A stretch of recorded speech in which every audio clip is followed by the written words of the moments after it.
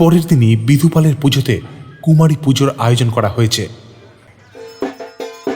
পুজোর সাজ সরঞ্জামে কোনো কার্পণ্যই দেখা গেল না। রুক্মিণী দেবীর এক ছাত্রীকেই কুমারী দুর্গা সাজানো হবে। তাকে সাজানোর কাজেই রুক্মিণী দেবী আর তার আরও কিছু সহচরীরা ব্যতিব্যস্ত হয়ে আছে। মণ্ডপের সামনেই বেশ কিছু লোক বিভিন্ন রকম সাজে তৈরি হচ্ছে, আর তার সামনেই বল্লভপুর তথা আশেপাশের গ্রামের লোক অধীর আগ্রহে অপেক্ষারত।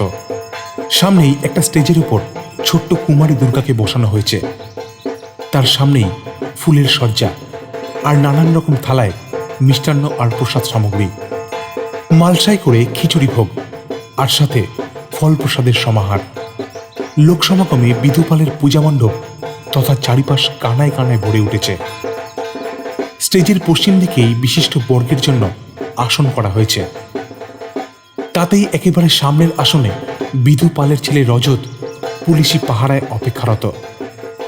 দিবাকর কাল রাতেই জয়েন করেছে, আজ সেখানেই পুলিশি তৎপরতায় একেবারে দণ্ডায়মান। বিধুপাল মাইক্রোফোন হাতে স্টেজের উপর উঠল। হরে কৃষ্ণ হরে কৃষ্ণ। সবাইকে এই পুজোর দিনের অনেক শুভেচ্ছার ভালোবাসা।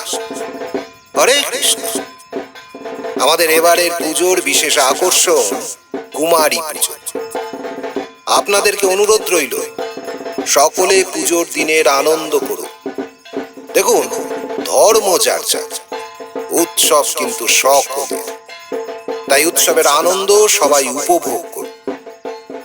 আমি এই পুজোর উদ্যোক্তাদের অনেক ধন্যবাদ জানাই। বল্লভপুরের প্রশাসনকে অনেক ধন্যবাদ জানাই।